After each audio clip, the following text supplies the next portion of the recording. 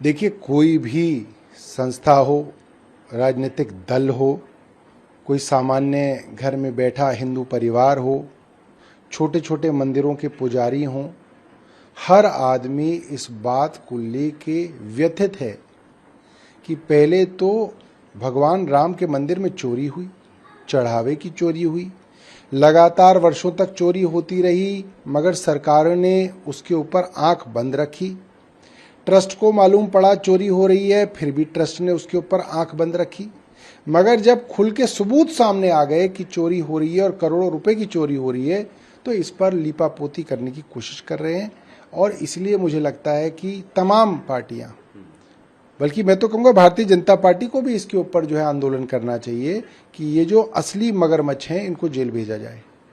Sir, Congress ने RSS के बयान की आलोचना करते हुए कहा कि मामले की सुप्रीम कोर्ट की निगरानी में जांच होनी चाहिए और राम जन्मभूमि तीर्थ क्षेत्र ट्रस्ट को भंग किया जाना चाहिए। देखिए, हम लोग शुरू से ये बात कह रहे हैं कि राजनीतिक लोगों का जो ट्रस्ट बनाया गया, सबसे पहला धोखा यही दिया गया।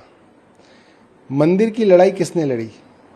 बड़े बड़े अखाड़ों ने लड़ी, बड़े बड़े साधु संतों ने लड़ी। और जब सुप्रीम कोर्ट से उसका फैसला आ गया तो उन सब साधु संतों को, शंकराचार्यों को उठा के बाहर फेंक दिया और राजनीतिक आरएसएस, वीएचपी और बीजेपी के लोगों को जो है इस ट्रस्ट में डाल दिया गया। ये गलत है। हम आज भी कहते हैं साधु संतों के हाथ में मंदिर होना चाहिए और पढ़े लिखे विद्वान लोगों के हाथ में सरकार होनी चाहिए। सर, अगला क्वेश्चन पंजाब से। पंजाब कांग्रेस में प्रदेश अध्यक्ष को लेकर विवाद बढ़ गया है।